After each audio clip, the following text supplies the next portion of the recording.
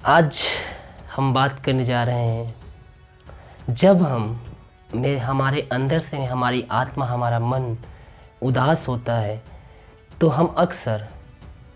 हम जो हमारे करीबी होते हैं उसको अपनी मन की बातें उसको हम खोल कर कहते हैं। लेकिन मेरे प्रियो, बाइबल क्या कहती है?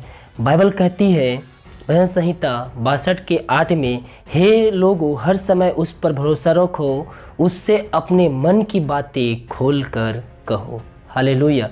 मेरे प्रियो, जब हम दुख तकलीफ़ या कोई हमारे संकट या मुसीबत आ जाता है तो अक्सर हम अपने जो हमारे करीबी होते हैं उससे अपने मन की बातें कहते हैं। लेकिन बाइबल कहती है, हे लोगों, हर समय उस पर भरोसा रखो, अपनी मन की बातें उससे खोल कर कहो।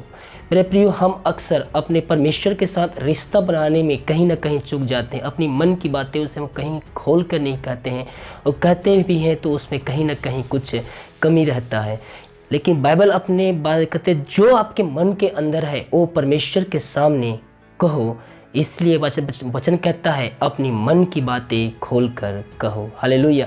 भजन संहिता 142 में 2 और 3 में लिखा है, मैं अपनी शोक की बातें उसे खोलकर कहता हूँ, मैं अपना संकट उसके आगे प्रकट करता हूँ।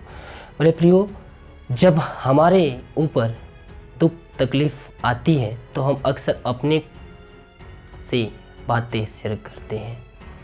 जो हमारे दोस्त होते हैं उसको हम बातें बताते हैं। लेकिन बाइबल कुछ और ही कहती है।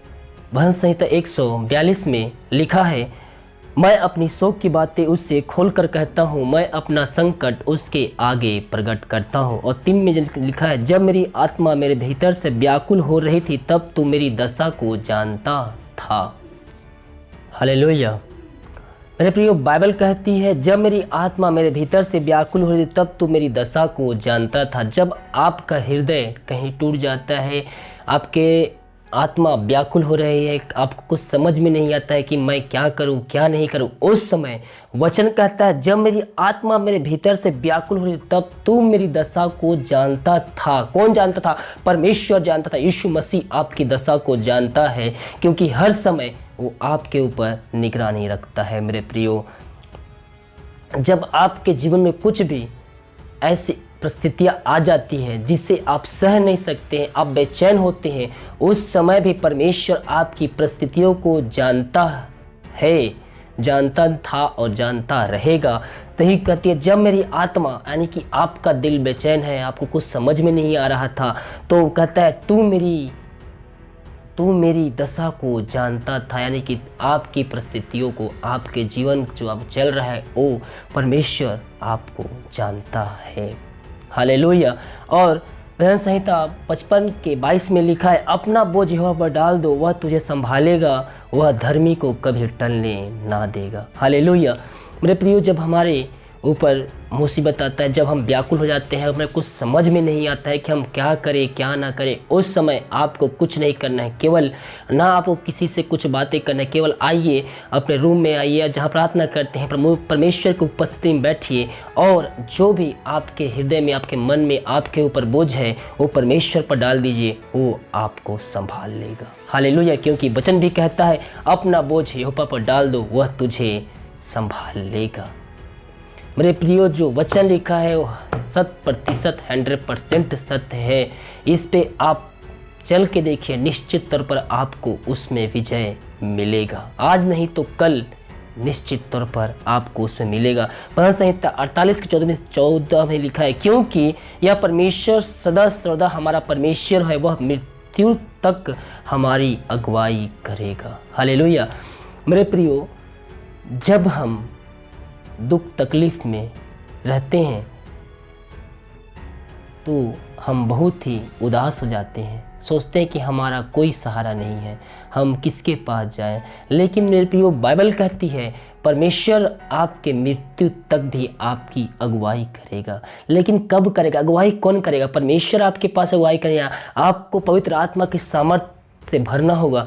जब आपको कुछ समझ में नहीं आएगा, जब आप प्रार्थना करने बैठेंगे तो पवित्र आत्मा आपको अपने आप गाइड करेगा कि आप ये कार्य करें, आप ये ना करें, ये गलत है, ये सही है। लेकिन ये कब होगा? जब आप परमेश्वर की उपस्थिति में बैठकर पवित्र आत्मा का अभिषेक को पाएंगे तो आपको परमेश्वर उसकी पवित्र आत्मा के द्वारा आपको अगुवाई करेगा। कब तक करेगा? मृत्यु तक अगुवाई करेगा, क्योंकि बाइबल भी यही कहती है मेरे प्रियो। आज के दिन में जो बाइबल है सर्वश्रेष्ठ बुक दुनिया भर में बिकने वाला बन गया है। हालेलुया। मेरे प्रियो, बाइबल में जो बातें लिखी हैं कईयों सालों से पुरानी, वो बातें आज हो रही है और आगे भी होती रहेगी, क्योंकि जीवित परमेश्वर का वचन ये जो लिखा है ये भविष्य बताकर लिखा गया है। आत्मा में होकर जो कोई बुक लिखा है, आत्मा में होकर परमेश्वर के द्वारा आत्मा में भरकर ये पुस्तक लिखा गया है और इसमें कई सदियों तक जो कुछ भी होने वाली है ये इसमें लिखा है मेरे प्रियो। इसलिए इस पृथ्वी पर अगर कोई जीवित वचन है वो है बाइबल। इस पे आप विश्वास कीजिए, अपने जीवन को उद्धारकर्ता यीशु को स्वीकार कीजिए, अपना जीवन यीशु को दीजिए, अपनी सारी पापों को छोड़कर यीशु मसीह के पास आइए। निश्चित तौर पर यीशु मसीह आपके जीवन को बदलेगा और आपके जीवन में सुख शांति समृद्धि लाएगा। लेकिन कब ये सब आएगा? जब हम परमेश्वर के वचनों पर चलेंगे, उसके बाद उसके वचनों पर चल के हम आगे बढ़ेंगे तो हमारा जीवन निश्चित तौर पर आशीषमय हो जाएगा। हालेलुया। और भजन संहिता 20 के 7 में लिखा है, किसी के रथों का और किसी को घोड़ों का भरोसा है, परंतु हम तो अपने परमेश्वर यहोवा का ही नाम लेंगे। मेरे प्रिय, बहुत से लोगों को धन पे भरोसा है, अपने दौलत पे भरोसा है, लेकिन धन दौलत अंत के दिनों में कुछ भी काम नहीं आएगा। ये तो एक राख के समान है, आज है कल नहीं रहेगा। लेकिन हमारा परमेश्वर जो है सदा सर्वदा जीवित परमेश्वर है। वो हमको मृत्यु तक अगुवाई करने वाला है, वो हमको संभालने वाला है। जब हम व्याकुल होते हैं तो हमारी आत्मा को भी जानता है। जब हम दुर्दशाओं में पड़े होते हैं, जब हम दुख में पड़े होते हैं तो हमारी वो परिस्थितियों को जानता है।